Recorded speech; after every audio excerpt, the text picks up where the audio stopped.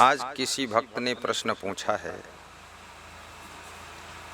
कि राजनीति में सफलता प्राप्त करने के लिए क्या क्या करना चाहिए और बिजनेस में सफल होने के लिए क्या क्या करना चाहिए। यदि आपकी बुद्धि में क्षमता नहीं है और आपने बहुत बड़ा लक्ष्य बना लिया है तो आप आसानी से असफल हो जाएंगे। आपके अंदर यदि शारीरिक क्षमता नहीं है, शरीर आपका बहुत रोगी है, बीमार है, कमज़ोर है और आलसी भी है, तो लक्ष्य तो कमरे में बैठकर बनाया जाता है, लेकिन उस लक्ष्य तक पहुंचने के लिए कठोर परिश्रम की भी आवश्यकता पड़ती है। इसलिए शरीर की स्थिति का भी आकलन कर लीजिए। नंबर 2, सफलता के लिए शरीर का स्वस्थ होना आवश्यक है और मन का संयमित होना आवश्यक है और बुद्धि का कुशाग्र होना आवश्यक है। अब सवाल यह है कि शरीर स्वस्थ कैसे होगा। इसके लिए जो आपको सूट करता है उस आहार को कम मात्रा में लीजिए, ना तो भूखे रहिए ना तो छके रहिए और चबा चबा कर खाइए। सम्यक व्यायाम भी कीजिए, थोड़ा प्राणायाम भी कीजिए, थोड़ा योगा भी कीजिए।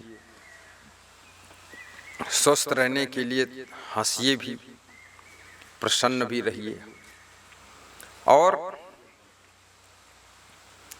स्वस्थ रहने के लिए प्रातःकाल समय पर जागिए भी और शाम को कोशिश करिए कि जल्दी सो जाइए। कभी कभी जागने में देर हो जाए किसी कारणवश तो कोई बात नहीं, लेकिन प्रायः प्रातःकाल जागना आवश्यक है, क्योंकि सुबह सुबह की हवा 100 रोगों की दवा, ऐसा माना जाता है। नंबर 2, मन का संयमित होना। कई बार मनुष्यों के शरीर में भी क्षमता है और बौद्धिक क्षमता भी है, लेकिन मन चंचल बहुत है। तो लक्ष्य तो बहुत बड़ा बनाया, लक्ष्य अच्छा भी बनाया और अपना लक्ष्य जब दूसरों को बताया तो दूसरों ने भी ताली बजाई कि वाह वाह वाह बहुत अच्छा। लेकिन जहां पर हम आज खड़े हैं और जिस लक्ष्य पर हमको पहुंचना है उसके बीच का जो मार्ग है, उस मार्ग में बहुत से आकर्षण आते हैं, बहुत से अट्रैक्शन आते हैं, बहुत से लोग हमको अपनी अपनी ओर आकर्षित करते हैं। विषय वासनाएं भी आकर्षित करेंगी, आपको व्यभिचार भी आकर्षित करेगा, आपको जुआ शराब भी आकर्षित करेगी, आपको दोस्तों की संगत आकर्षित करेगी, सिनेमा, डांस, गाने आकर्षित करेंगे। कितने लोग अपना सब कार्य छोड़ करके डांस में लग गए, व्यभिचार में लग गए। चले तो थे बड़े जोश में और बड़ा लक्ष्य बना करके, लोग भी सोचते थे ये बहुत कुछ करेगा, होनहार बालक दिख रहा है, लेकिन रास्ते में विषय वासना में अटक गए, फंस गए। मान सम्मान भी आकर्षित करता है, अपमान भी आपको हतोत्साहित करता है, तो मान सम्मान में भी नहीं फंसना है, अपमान से घायल नहीं होना है, अभिमान को अंदर आने नहीं देना है, काम वासना से प्रभावित नहीं होना है। मन को बस में रखने का अर्थ यही है। आलस्य को अपने पड़ोस नहीं आने देना है। राजनीति की केवल बात नहीं है, हर क्षेत्र में सफलता के फार्मूले। लापरवाही तनिक मत कीजिए, कल पर काम मत टालिए।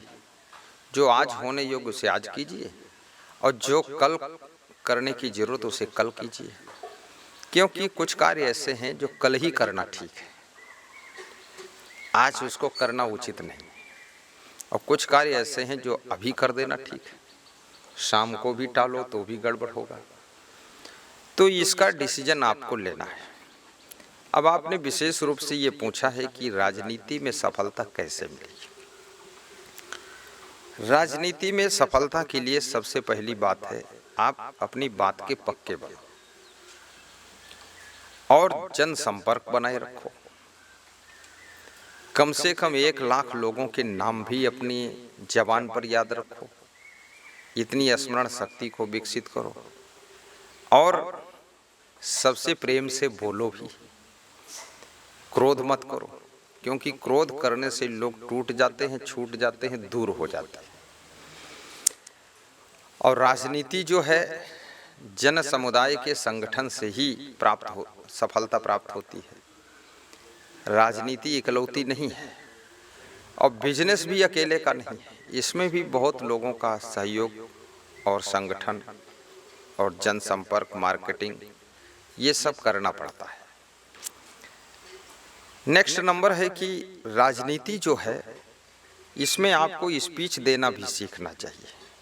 आपके विचार कितने अच्छे हैं, लेकिन विचारों को यदि आप व्यक्त नहीं कर पाते अच्छी तरह से, तो लोग आपको समझ नहीं पाएंगे, शीघ्रता से नहीं समझ पाएंगे और समझने में उनको देर हो जाएगी और तब तक चुनाव तुम हार जाओगे। इसलिए अपने विचारों को समझाने के लिए आप में विशेष वक्तव्य का गुण होना चाहिए, विशेष वक्ता का गुण हो कि अपनी बात को आसानी से आप समझा सकें और आपकी स्पीच ऐसी हो कि लोग जैसे जलेबी चाट चाट कर खाते हैं, ऐसे आपकी स्पीच को चाट चाट कर सुने। उसमें हंसने वाले भी प्रसंग हों, वीर रस के भी प्रसंग हों, करुणा रस के भी प्रसंग हों, दर्दनाक प्रसंग हों, लोगों के दिल को छू जाने वाले प्रसंग हों और लोगों के अंदर जोश भरने वाले भी प्रसंग हों। और जितनी स्पीच आपकी तार्किक होगी और मधुर होगी और सभी रसों से पूर्ण होगी, उस भाषण का प्रभाव होगा। और भाषण के साथ साथ में आपका आचरण भी होना चाहिए, नहीं तो आपको ढपोल संघ लोग कहेंगे। आचरण भी होना चाहिए और स्पीच में कुछ श्लोक भी बोलिए, कुछ धर्मशास्त्रों की बात भी बोलिए, कुछ भजन भी गा दीजिए, कुछ कहानियां भी सुना दीजिए और संकोच मत कीजिए। श्रोताओं पर दृष्टि रखते हुए स्पीच दीजिए। आप अगर शर्माते हैं तो आप सफल नहीं होंगे, आप संकोची हैं तो सफल नहीं होंगे, पब्लिक को देख करके आपको डर लग जाता है, आप सफल नहीं होंगे। पब्लिक को देखकर तो ऐसे होना चाहिए जैसे कोई शेर अपनी शिकार को देखकर खुश होता और झपटता है, ऐसे आप खुश हों और झपट करके माइक ले करके अपनी बात को कहें और मंद मंद मुस्कुराते ही अपनी बात को कहें, तो उस बात का प्रभाव ज़्यादा पड़ेगा। नेक्स्ट नंबर है कि आपकी जो वेशभूषा है, वेशभूषा का मतलब होता है जो वस्त्र पहनते हैं आप, आपके कपड़े भी साफ सुथरा होने चाहिए और शरीर भी फिटनेस रहना चाहिए। यदि आपका शरीर बहुत पेट निकल गया है या बहुत बदसूरत चेहरा हो गया है, मांस बहुत जम गया, भदभद हो गया और देखने में एकदम गुलगुल हो गया, तो फिर वो आकर्षण एक खत्म हो जाता है, क्योंकि शरीर का भी आकर्षण होता है। इसलिए थोड़ा कम भी खाइए और व्यायाम भी कीजिए, क्योंकि खाने में तो ऐसा कोई खाना है नहीं जो आपको टेस्ट ना आए, स्वाद ना आए। स्वाद तो सभी चीज में, स्वाद क्यों है? क्योंकि जब भूख आपको लगती है तो कुछ भी खाते हो उसमें टेस्ट आता है। जब टेस्ट आता है तो मन ऐसा करता है कि और खा लें, थोड़ा पेट भर के खा लें। और कहावत है कि पेट भर भर के खाओ, लेकिन ये कहावत बड़ी खतरनाक है। पेट भर भर के नहीं खाना चाहिए। विचार ये करना चाहिए कि हम कितना काम करते हैं, उस काम के अनुसार हमें खाना चाहिए। जैसे आप गाड़ी से अगर 20 किलोमीटर ही चलते हैं और उसमें रोज 20 लीटर तेल डाल रहे हो, तो आखिर वो तेल आपके टंकी से बाहर बहना शुरू हो जाएगा।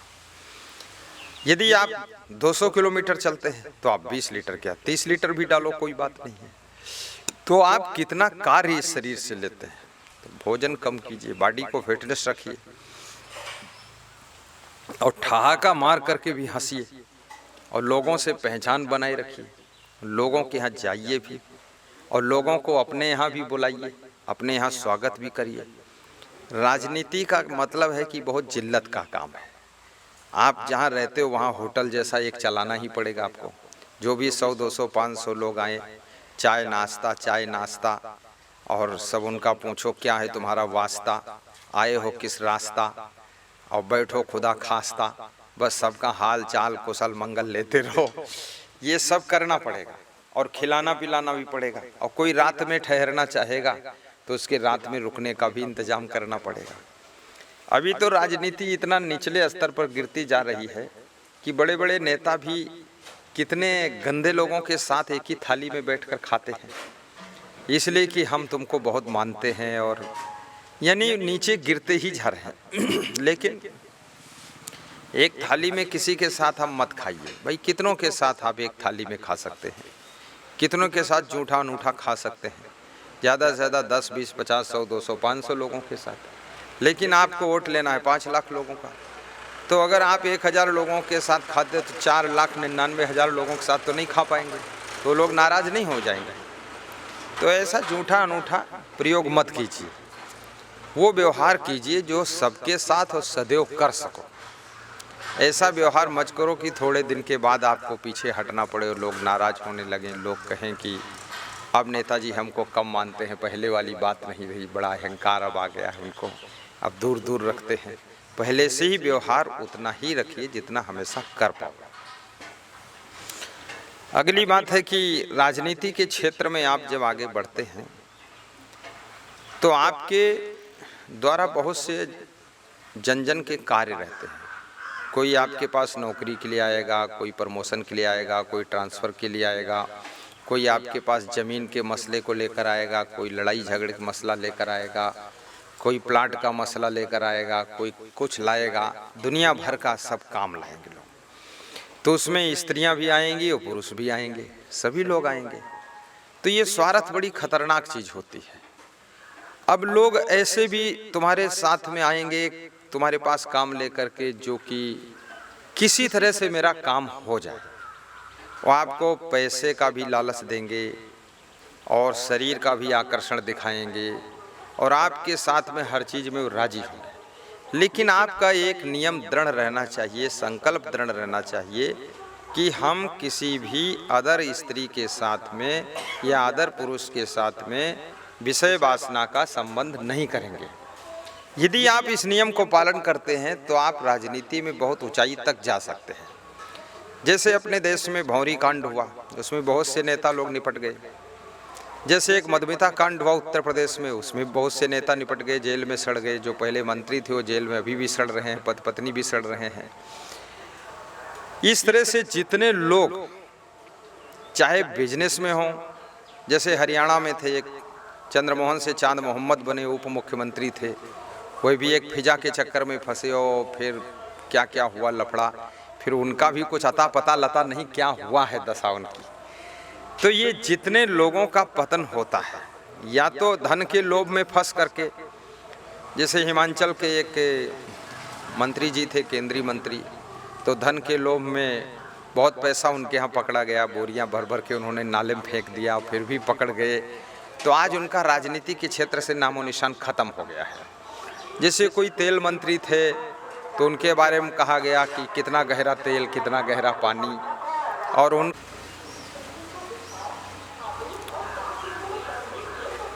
तो ये धन का लालच और रूप विषय का आकर्षण, ये भी राजनीति में असफलता लाने का बहुत बड़ा कारण है। बिजनेस में भी असफल होने का बहुत बड़ा कारण है। अब किसी का नाम लेना ठीक नहीं, लेकिन कितने उद्योगपति, कितने बिजनेसमैन इसी विषय वासना के आकर्षण के कारण और धन के लोभ में पड़ करके रातों रात करोड़पति बनने के लिए सोचा तो वे रोडपति हो गए, करोड़पति तो नहीं हो पाए और बहुत बर्बाद हुए। तो और नेक्स्ट नंबर यह है कि राजनीति में यदि आगे बढ़ना है आपको विशेष रूप से, तो सत्संग से आपको जुड़ना बहुत जरूरी है।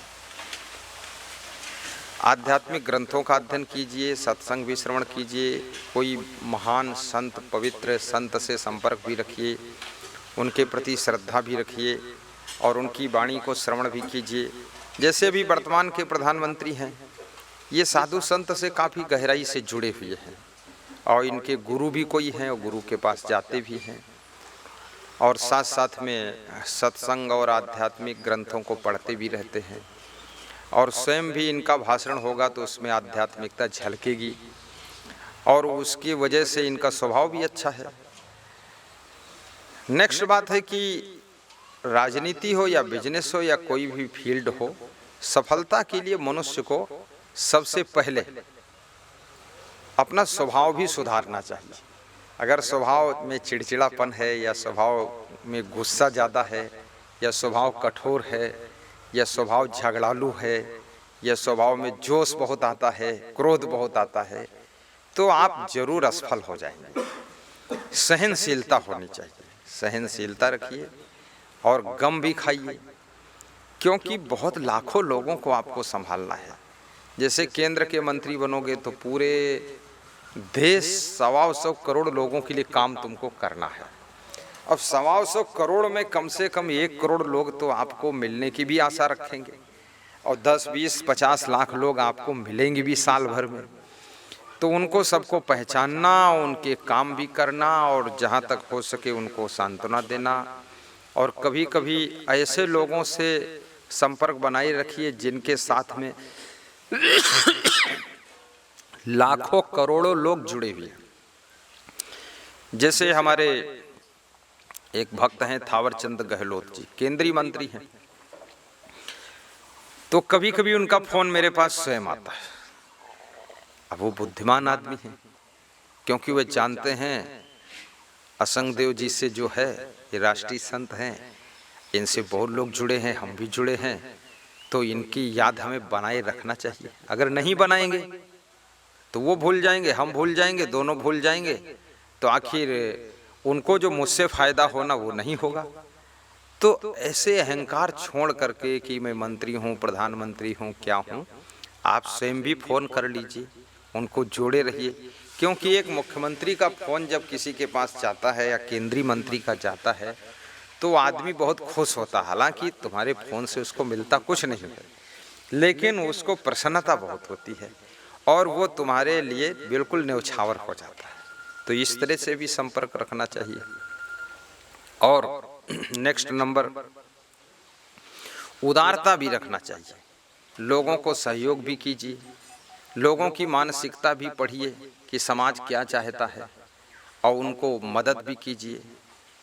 धन से भी मदद करो, वाहन से मदद करो, सामान से मदद करो। अब कितने नेताओं को मैं देखता हूँ अपनी विधानसभा क्षेत्र में, किसी की बेटी का विवाह होगा उसमें 1-2 बोरी शक्कर दे देते हैं, या उनके यहाँ टेंट पंडाल जो भी लगता है उसका खर्चा पूरा पेमेंट दे देते हैं, या 10-20 पंडाल 50 पंडाल वो खुद के रखे हुए हैं सबके यहाँ लगवा देते हैं, अपनी ओर से बढ़िया सजावट करा देते हैं। यानी बिना समाज की सेवा किए, बिना उपकार किए, बिना उदारता पूर्वक, बिना दिए, बिना खर्चा किए, बिना मिले जुले आप सफल नहीं हो सकते हैं। और आज की तारीख में राजनीति भी बहुत सरल नहीं है, क्योंकि मीडिया हावी है। आप कुछ भी करो, मीडिया भी आपके बारे में दिखाता है, बताता है। लोग भी शिक्षित है, लोग सब सुनते रहते हैं समाचार, क्या हो रहा, कौन क्या कर रहा है, तो लोग भी इतना जल्दी गुमराह होने वाले नहीं हैं। अब धीरे धीरे लोग जातीयता के जहर से भी ऊपर उठ रहे हैं। जाति पाति मत मजहब को मान करके भी वोट कम ही लोग देना चाहते, वो तो वही देते हैं जो बहुत मूढ़ है, मूर्ख टाइप का है, जिसके दिमाग कम है, तो गधा गधे के साथ ही जाएगा। लेकिन जो विवेकवान है वो नहीं मानते कि मेरी जाति तेरी जाति। भाई आप दुकान खोलते हो, आपकी दुकान पर क्या आपके जाति वाले ही सामान थोड़े खरीदते हैं? या आप कोई सामान बनाते हो, मान लिया फॉर्च्यूनर गाड़ी आपने बनाई है, तो कोई आपके घर वाले आपकी जाति वाले ही थोड़े खरीदते, सब लोग खरीदते हैं।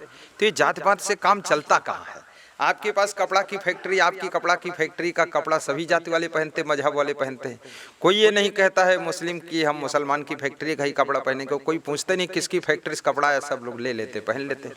तो अब धीरे धीरे लोगों की चेतना जागृत होती जा रही है। लोग जाति पाति मत मजहब के जहर से ऊपर उठ रहे हैं। और मत मजहब ये भी फालतू बवाल है, क्योंकि ये जाति पाति की आड़ में, मत मजहब की आड़ में अच्छे आदमी का चुनाव नहीं हो पाता है। ज़्यादातर इसमें गधे का ही चुनाव होता है और बेवकूफ़ आदमी का चुनाव होता है, भ्रष्ट आदमी का चुनाव होता है, लुटेरे का चुनाव होता है। और वो लुटेरा, मैं कहता हूँ आपका अगर भाई भी लुटेरा है तो उसको चुनकर क्या करोगे? क्या करोगे चुन करके? यदि आपका बाप लुटेरा है तो उसको चुनकर क्या करोगे उस गधे को? वो तो बर्बाद करेगा, घर को बर्बाद करेगा, पूरा देश बर्बाद कर देगा। इसलिए अच्छे आदमी का चुनाव कीजिए, अपने जातिवाद में भी मत रहिए और ना तो मजहबवाद में रहिए। जो देश के लिए अच्छा कर रहा है, सबके लिए अच्छा कर रहा है, या जिसकी सोच अच्छी है, जिसके कार्य अच्छे हैं, उस व्यक्ति को वोट देना चाहिए, उस पार्टी को वोट देना चाहिए और ये मत मजहब के जहर को खत्म करना चाहिए। ये तो खैर एक प्रकार का समझौता है, लेकिन अब आपको वर्तमान में मेरे कहने से जाति पाति मत मजहब का जहर कुछ तो कम हो जाएगा, पूरा कम नहीं होगा। परंतु यदि आप ऐसी परिस्थितियों के बीच में राजनीति करते हैं तो आपको सावधान रहना पड़ेगा, आपको विवेक करना पड़ेगा कि जाति समीकरण में हम कैसे अपना सिस्टम बिठाएं। क्योंकि अब जाति पाति का अगर ये पक्षपात खत्म नहीं होता है तो आपको जाति पाति और मत मजहब के अनुसार समीकरण बिठा करके चुनाव लड़ना पड़ेगा, अपनी पार्टी को चुनाव लड़ाना पड़ेगा, उसी तरह के मेंबर आपको खड़ा करना पड़ेगा। ये बात भी आपको समझना है। मतलब ये काम बड़ी बुद्धिमानी का है, बड़ी सावधानी का है, बड़ी समझदारी का है। टिकट बांटने में बड़ी सावधानी रखनी चाहिए। टिकट तो सभी लोग लेना चाहते हो, सबको कॉन्फिडेंस होता है और सब चैलेंज करते हैं कि हम सीट निकाल कर दिखा देंगे। अरे भैया, सब लोग सीट निकाल दोगे तो ये 7 पार्टी खड़ी है तो इसमें 6 पार्टी तो हारेंगी ही, तो कैसे सब लोग निकाल के दिखा दोगे? चैलेंज फालतू है। लेकिन अब उसमें आप अपनी सूझबूझ से जिस योग्य मेंबर को देखिए उसको टिकट दीजिए। अब टिकट में भी लालच मत कीजिए। टिकट में अगर बहुत लालच करोगे कि जो 3 करोड़ देगा या 50 लाख देगा उसको टिकट दूंगा, तो उसमें 50 लाख देने वाले ज़्यादातर गधे ही मिलेंगे और वही मिलेंगे जो समाज से संपर्क नहीं है और पैसे की ऐंठ में फूलते घूमते थे और धन खूब कमाया है और जनता से मिलन नहीं किया है और पैसे की ऐंठ में जीतना चाहते हैं। तो 50 लाख तुमको दे तो देंगे और टिकट पा लेंगे, लेकिन हार जरूर जाएंगे। जनता उनको वोट नहीं दे सकती है। तो ये भी नहीं देखना है, टिकट को बेचने वाला धंधा भी मत कीजिए। हाँ, इतना जरूर है, पार्टी के पास में अगर फंड कम है तो आप एक कंपलसरी कर दीजिए, भाई पार्टी के पास फंड कम है, जो लोग पार्टी के मेंबर बनेंगे उनको पार्टी को सहयोग करना पड़ेगा। तो खुलेआम वो सहयोग करें, जिसके क्षमता होगी करेगा, कोई कम भी करे ज़्यादा भी करे, लेकिन उसमें रख दीजिए कम से कम इतना करना पड़ेगा और ज़्यादा से ज़्यादा आप कर सकते हैं, अधिक से अधिक। फिर राजनीति के अंतर्गत आप अगर ईमानदारी रखते हैं तो आप हाई कमान में जा सकते हैं और जिम्मेदारी से काम करते हैं तो आप हाई कमान खुद ही बन सकते हैं। और यदि आप बहुत सावधानी रखते, वफादारी रखते, एकदम अलर्ट रहते हैं और फटाफट दिमाग आपका काम करता है, पार्टी के हित में बहुत बड़े बड़े डिसीजन लेते हैं और कोई भी पार्टी की उलझी हुई गुत्थी को सहज आप सुलझा देते हैं, और बड़े बड़े नेता जिसमें सिर में मुक्का लगाकर बैठ जाते, समाधान नहीं निकाल पाते, उसको चुटकी बजाते अगर समाधान निकालने की आप में कला है और 50 नेताओं के बीच में बैठ करके आप खट से डिसीजन देते हैं और फट से उस पर सफलता मिलती है, तो आप हाई कमान स्वयं बन जाएंगे। क्योंकि हाई कमान वाई कमान कुछ होता नहीं, और हाई कमान में भी जो लोग बैठे हैं उनको भी विचार करना चाहिए कि आप अगर हाई कमान बैठे हो और तुम्हारे नेतृत्व में 1 बार पार्टी हार गई, 2 बार हार गई, 3 बार हार गई, 6 बार हार गई, 7 बार हार गई, 10 बार हार गई, अभी तुम हाई कमान से अपने आप को हटा नहीं रहे हो, तो कोई दूसरे को हाई कमान बना दो, कोई दूसरे योग्य को उस पोस्ट पर बिठा दो। कोई बपौती थोड़े है कि आप ही हाई कमान में बैठे रहो। कितने लोगों ने पार्टी को तो परिवारवाद में डाल दिया कि हाई कमान में रहेगा तो उनके परिवार की रहेगा, उनका बेटा रहेगा, उनकी भाभी रहेगी या उनकी माँ रहेगी या उनकी बहन रहेगी, दूसरा कोई राष्ट्रीय अध्यक्ष बन ही नहीं सकता है। अब ऐसी पार्टियों के पीछे वही लोग लगते हैं जो खूब देश को नोचना चाहते हैं, और इस तरह के लोग देश को नोचवा डालेंगे, क्योंकि वे न्याय नीति कर ही नहीं सकते हैं, क्योंकि वे लोग खुद ही अन्याय कर रहे हैं। अपने परिवारवाद में, वंशवाद में पार्टी को फंसा के रख दिया है। पार्टी वंशवाद, परिवारवाद, जातवाद से ऊपर उठनी चाहिए।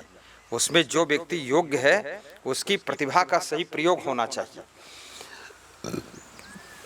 और यदि सही प्रयोग होता है तो सफलता जरूर मिलेगी, उसमें कोई संदेह की बात नहीं है। सफलता मिलेगी, आप आगे बढ़ेंगे, उन्नति होगी और विकास होगा। मैं तो ये कहता हूँ कि और जो लोग उन्नति करना चाहते हैं, राजनीति में आगे बढ़ना चाहते हैं, उनका स्वभाव भी सरल होना चाहिए, उनमें विनम्रता काफ़ी होनी चाहिए। और सफाई शुद्धता भी रखनी चाहिए और बराबर स्पीच देते रहना चाहिए। यूट्यूब पे अपने एपिसोड डालते रहना चाहिए, हर रोज तुम्हारा कुछ आना चाहिए। 2-4 दिन इतना स्पीच दे दीजिए, इतने एपिसोड बना लीजिए कि महीना भर वो चलते रहें। जो समस्याएं हैं आप मतलब मीडिया में चमकते रहो, बस दिखते रहो, बस लाइट में आते रहो। बस कितने लोगों को तो पता ही नहीं चलता है कब ये पार्टी में शामिल हुए हैं और कब आए हैं और क्या भाषण दिए हैं, और कुछ बोलते हैं तो कुछ समझ में ही लोगों के नहीं आता है, करते हैं। ऐसे नहीं, बिल्कुल स्पष्ट क्लियर कट होना चाहिए बात आपकी। और संगठन बनाने की कला भी आपके अंदर होनी चाहिए और गरीब अमीर सभी से मिलना भी चाहिए आपको। गरीब अमीर सबको मिलो, क्योंकि वोट की कीमत सभी की बराबर है और देश के हित में डिसीजन भी लो। और जिस कार्य को बहुत लोग कर रहे हैं, जैसे मंदिर निर्माण हो रहा है, 1 लाख लोगों की श्रद्धा जुड़ी है, तो उसमें जाकर तुम भी जुड़ जाओ। जहां लोग सत्संग में जुड़े हुए हैं 25-50 हजार, उसमें जाकर के तुम भी श्रोता बन जाओ और तुम भी थोड़ा सत्संग का लाभ ले लो और कहो कि मेरा सौभाग्य है, मुझे भी सत्संग सुनने को मिला और जो गांव के लोग सत्संग करा रहे हैं इनको हम अपनी ओर से इतना सहयोग दे रहे हैं, या इस मंडप का खर्चा हम दे रहे हैं, या हम यहाँ पर कल बूंदी बंटवाएंगे, प्रसाद हमारी ओर से बटेगा। इससे जो भी वहाँ 25-50 हजार लोग आए हैं वह आपसे प्रभावित होंगे और निश्चित से आपका 50% वोट वहाँ बढ़ जाएगा। तो ये सब करना पड़ता है। अच्छा, ये सब करने के साथ साथ आपको अपना कुछ बिजनेस भी जो आपके घर में चल रहा है, आपका भाई संभाल रहा है, आपका बेटा संभाल रहा है, आपके पिताजी कर रहे हैं, उनको भी सहयोग करते रहिए ताकि बिजनेस भी अच्छा होता रहे, ताकि आप देश के फंड में से आपको चोरी न करना पड़े। आपके बिजनेस से जो आमदनी हो उससे आपके दैनिक खर्चे चलते रहें, ईमानदारी भी आपकी बनी रहे, आप धनवान भी बने रहिए, निर्धन भी मत बनिए। क्योंकि मनुष्य के दिमाग की कोई सीमा नहीं होती। समय की तो सीमा है, 24 घंटे में शाम हो जाएगी और रात आ जाएगी और दिन हो जाएगा और फिर चेंज हो जाएगा, लेकिन आपकी बुद्धि की सीमा नहीं है। बुद्धि में बहुत बड़ी सामर्थ्य है, आपकी बुद्धि बहुत लोड ले सकती है, बस करने का मन होना चाहिए, शरीर स्वस्थ होना चाहिए। नेक्स्ट बात है कि राजनीति में आगे बढ़ने के लिए, सफल होने के लिए आपके पास में गाड़ियों का भी प्रबंध रहना चाहिए और मैनेजमेंट माइंड के लोगों को आपको अपने साथ में जोड़कर रखना चाहिए। जिन लोगों में मैनेजमेंट करने की कला है उनको जोड़कर भी रखिए, क्योंकि मैनेजमेंट एक बहुत बड़ी चीज़ होती है। जिस आदमी का मैनेजमेंट सही नहीं है उसका सारा आयोजन फेल हो जाता है, वो कभी सफल नहीं होता है। इसलिए मैनेजमेंट भी करना सीखो, स्वयं भी सीखो और मैनेजमेंट करने वाले लोगों को साथ में भी रखो। और थोड़ा सा भजन गाना भी सीखो, भजन भी गा दिया करो। जैसे अभी मुख्यमंत्री शिवराज सिंह चौहान हैं, वह जहाँ सत्संग में जाते हैं भजन भी गा देते हैं, वहाँ सत्संग की बात भी कर देते हैं और आध्यात्मिक कुछ उनको ज्ञान भी है और मिलनसारिता उनमें बहुत ज़्यादा है। आप में भी मिलनसारिता होना चाहिए। और इतना सब करते हुए आपको समय निकाल करके गहरी नींद सोना भी चाहिए, टेंशन में भी नहीं रहना चाहिए, अन्यथा आपका दिमाग डिस्टर्ब हो जाएगा, शुगर के पेशेंट आप हो जाएंगे। तो सोना भी चाहिए पर्याप्त। ये सब कार्य अगर आप करते हैं तो आपको सफलता राजनीति में भी जरूर मिलेगी। अपने घर में भी समायोजन बना कर रखिए। कई बार कुछ लोग राजनीति करते हैं तो अपने घरेलू झगड़े की वजह से या पारिवारिक असमंजस की वजह से वो राजनीति में, बिजनेस में असफल हो जाते हैं। तो परिवार में भी डिस्टर्ब ना होने पाए, परिवार के सदस्यों को भी संभाल कर रखिए। कितने लोगों के परिवार के सदस्य ही सब ले डूबते हैं, बर्बाद कर देते हैं।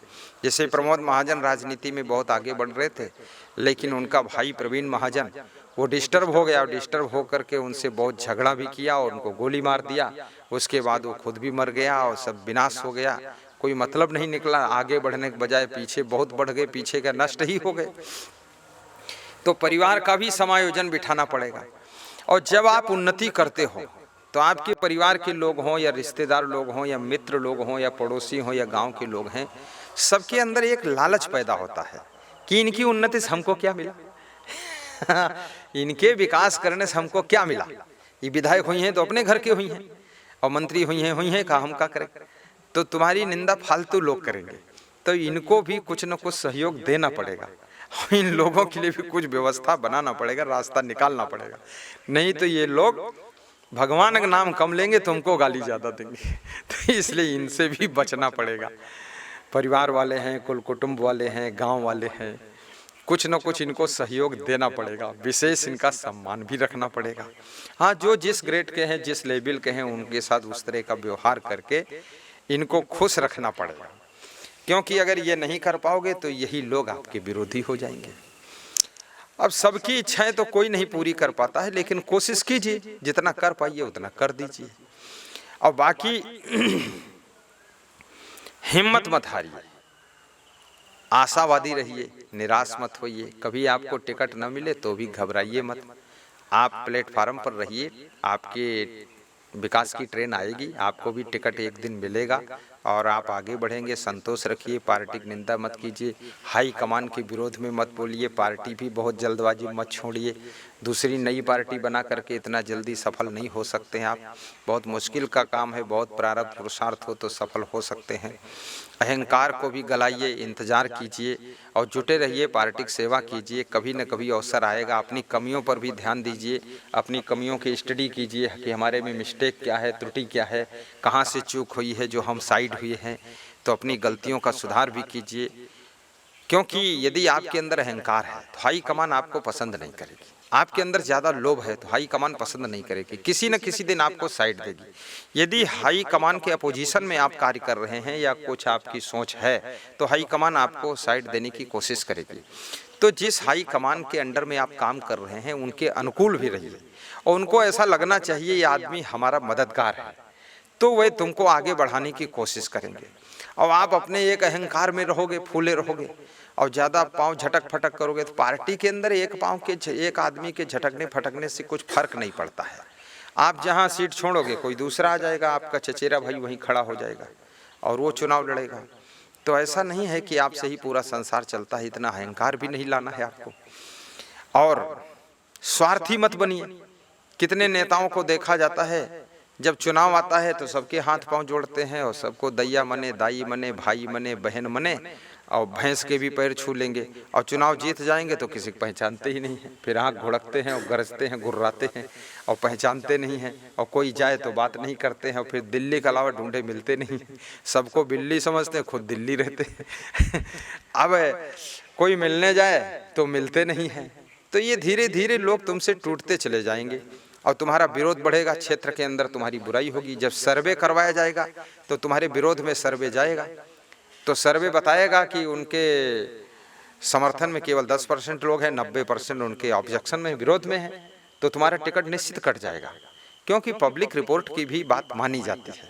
तो आप पब्लिक को मिलिए, कायदे से मिलिए और कहिए कि मैं कोशिश करूँगा सभी का काम हो, लेकिन सभी का काम अगर ना हो तो हमें क्षमा करना और हम अगले साल करेंगे, और अगले साल नहीं तो अगले साल करेंगे। और हम अपने काम भी सब नहीं कर पाते हैं पूरे, तो हम खुद को भी क्षमा करते हैं। आप भी अपने काम खुद के पूरे नहीं सब कर पाते, आपकी जितनी तमन्ना होती उतने पूरे कहाँ कर पाते हो, तो आप भी संतोष करते हो। तो हम भी आपके आदमी हैं, हम आपके जितने अधिक से अधिक काम कर पाएंगे करेंगे, लेकिन जो नहीं संभव हो सकेंगे उसके लिए हम क्षमा मांग लेंगे और आप लोग निश्चित हमें क्षमा करेंगे और अगली बार फिर चांस देंगे, हम अगली बार भी करेंगे। लेकिन अब एक ही बार में सब काम नहीं हो जाएंगे। यदि कोई सोचे सब हिंदुस्तान की सड़कें एक ही साल में बन जाएं, सब हिंदुस्तान के पुल एक ही बार में बन जाएं, सभी विद्यालय की बिल्डिंग सब नई एक ही बार में हो जाए, तो ये संभव नहीं, इतना बजट भी नहीं हिंदुस्तान में है। धीरे धीरे बजट बढ़ाने की भी कोशिश करेंगे। और ज़्यादा दिन अगर आपको सरकार में टिकना है और ज़्यादा दिन आपको लंबी राजनीति करनी है और लंबे समय तक अगर आपको शासन में रहना है और आपको जीत हासिल करनी है, तो आपको अच्छा करने पड़ेगा और सच्चाई से करना पड़ेगा और बहुत बड़े बड़े डिसीजन लेकर के बड़े बड़े काम करना पड़ेगा और बड़े त्याग संयम से रहना पड़ेगा। तभी आप लंबे समय तक राजनीति में या बिजनेस में या किसी भी फील्ड में सफल हो सकते हैं। और सफलता कोई कठिन नहीं है और कंपटीशन तो कोई है ही नहीं। कंपटीशन क्या है? कुछ नहीं। आप अपने को अच्छा बनाइए, अच्छा कार्य कीजिए, बाकी कोई कंपटीशन नहीं है। जब आदमी हारता है अपनी कमी से हारता है, जब जीतता है अपनी अच्छाई से जीतता है। लेकिन जब जीतता है तो कहता है मैं अपने बल से जीता हूँ, जब हारता तो कहता है दूसरे की गड़बड़ी से हार गया हूँ। यही उसकी कमी रहती है, आप अपनी कमी के कारण हारते हैं। और कभी आपकी पार्टी की हार भी हो जाए तो अपने सदस्यों को, मेंबरों को, कार्यकर्ताओं को, पदाधिकारियों को गेट आउट मत कीजिए, उन पर गाज मत गिराइए।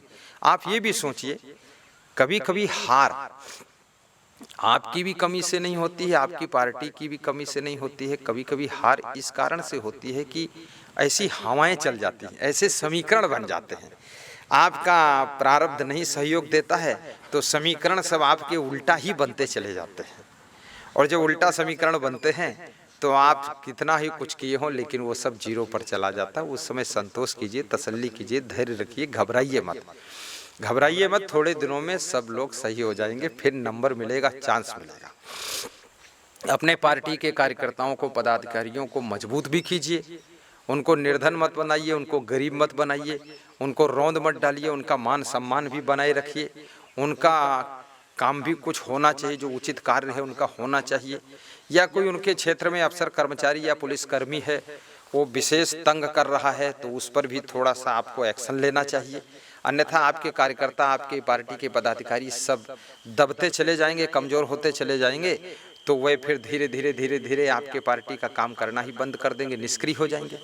दूसरी बात, अफसरों के ऊपर, कर्मचारियों के ऊपर भी, पुलिसकर्मियों के ऊपर या डॉक्टरों के ऊपर आपके पार्टी का कोई सदस्य, कार्यकर्ता, उन पर भी कोई बुरा बर्ताव न कर सके, क्योंकि वोट वही भी देते हैं और वही भी जनसंपर्क में रहते हैं। अगर ऐसे आपके कार्यकर्ताओं, आपके पदाधिकारी ये गड़बड़ मचाते हैं, मान लिया पुलिस कर्मियों को मारते पीटते हैं या पत्रकारों के साथ दुर्व्यवहार करते हैं, डॉक्टरों के साथ गलत व्यवहार करते हैं या अफसरों के साथ, तहसीलदार के साथ, तो निश्चित रूप से आपकी पार्टी की छवि खराब होगी और लोग कहने लग जाएंगे गुंडा राज है, जंगल राज है और इसमें बहुत बदमाशी होती है, कोई कानून का राज नहीं है, और सब नाराज हो जाएंगे। बड़े बड़े अफसर नाराज होंगे तो चुनाव के समय वही तो पोलिंग बूथ पर रहते हैं, तो आपका नुकसान ज़्यादा होगा। इसलिए उनको भी नाराज मत कीजिए, उनके साथ दुर्व्यवहार मत कीजिए, वही भी तो मनुष्य हैं। यानी आपकी तरफ से, आपकी पार्टी की तरफ से, आपके शासन की तरफ से अफसरों को, कर्मचारियों को, सर्विसमैनों को, बिजनेसमैनों को, धनवानों को, निर्धनों को, गरीबों को, किसानों को, जवानों को, पुलिस जवानों को और मिलिट्री वालों को, XYZ यानी कोई भी व्यक्ति हो, सबका सम्मान, सबका विकास, सबका साथ, सबकी सुरक्षा और सबको शांति और सबको आगे बढ़ने का मौका मिले, तब आपकी जीत निरंतर होगी और सफलता हमेशा होगी। क्योंकि यदि आपके विरोधी लोग बनते जाएंगे तो एक विरोधी 10 विरोधी तैयार करेगा और 10,000 विरोधी तैयार होंगे तो आपका नुकसान होगा। जो विषय ऐसे उलझे हुए हैं, गुत्थियां उलझी हुई हैं, जिन सब्जेक्ट में असमंजस है, उन पर आप ज़्यादा भाषण मत दीजिए, उन विषयों को मत उठाइए, उनमें साइड मार दीजिए, अपना दूसरे सब्जेक्ट पर बात कीजिए। उलझने वाली बातें मत कीजिए जिनसे लोग नाराज होकर के आपका वोट समीकरण बिगड़ सकता है, वो चर्चाएं मत कीजिए। और देश के हित में कार्य कीजिए, समाज के हित में कार्य कीजिए और रोड खूब बनाइए, पुल खूब बनाइए और पुलिस को भी टाइट रखिए। पुलिस रिश्वत ज़्यादा लेने ना पाए, थोड़ा थोड़ा तो ये ले ही लेंगे, मानेंगे नहीं, लेकिन बहुत ज़्यादा लूट फातिया न करने पाए। अफसर कर्मचारी भी रिश्वत में लूट फातिया न करने पाए और साथ साथ में आपके नेता लोग भी लूट फातिया न करने पाए रिश्वत में। कम से कम 80% पैसा तो धरातल पर लगना ही चाहिए, इस बात का भी ख्याल आप रखें। और बिजली व्यवस्था आपकी सुदृढ़ हो, सुरक्षा व्यवस्था सुदृढ़ हो, लोग निश्चिंत और निर्भय रह सकें, किसी को टेंशन ना हो, असमंजस ना हो, भय ना लगे कि ये समाज में इतना भय है, जाना मुश्किल, सांस लेना मुश्किल, ऐसा वातावरण नहीं बनना चाहिए। तो आप लंबे समय तक जीत हासिल करेंगे और आपको सफलता मिलेगी। बहुत बहुत धन्यवाद। आप राजनीति में जरूर आइए, सुंदर स्वभाव बनाइए और हाई कमान से भी संपर्क रखिए और अपना इतना क्षेत्र के अंदर प्रभाव बनाइए। अगर आपको कोई पार्टी टिकट नहीं देती है तो आप निर्दलीय भी सभी पार्टियों को हरा करके चुनाव जीत सकें, इतना लोगों के दिलों में आपका प्रभाव बनना चाहिए। लेकिन किसी अच्छी पार्टी से जुड़ करके ही काम करेंगे तो आपको ज़्यादा अवसर मिलेंगे। और इंतज़ार भी करना सीखिए, ऐसा नहीं है छोटी छोटी बात में नाराज होकर के पार्टी छोड़ करके दल बदलू बन करके, उसमें भी सफलता नहीं मिलेगी, अस्तित्व व्यक्तित्व खराब हो जाता है। आप डटे रहिए और पार्टी के वफादार सेवक बनिए। ऐसा नहीं है सामने कुछ बात और है, पीठ पीछे कुछ निंदा बुराई कर रहे हो, पार्टी को नुकसान कर रहे हो, अलग थलग प्लानिंग कुछ बना रहे हो अपोजिशन में, तो उससे ये बातें खुल जाती हैं, सीआईडी के द्वारा हाई कमान तक पहुंच जाती हैं, फिर आपका धीरे से नुकसान शुरू हो जाएगा। तो ये बहुत सी बातें आपको मैंने बताया है। और सत्संगी भी बनिए, चरित्रवान बनिए, गुणवान बनिए, महान बनिए, विद्वान बनिए, बुद्धिमान बनिए, विवेकवान बनिए, तो आपको सफलता जरूर मिलेगी। और निर्भय रहिए, शर्माइए मत, संकोच मत कीजिए, और हंसते हंसते सब कार्य करने के लिए आप तैयार रहिए। धन्यवाद, शुभकामनाएं।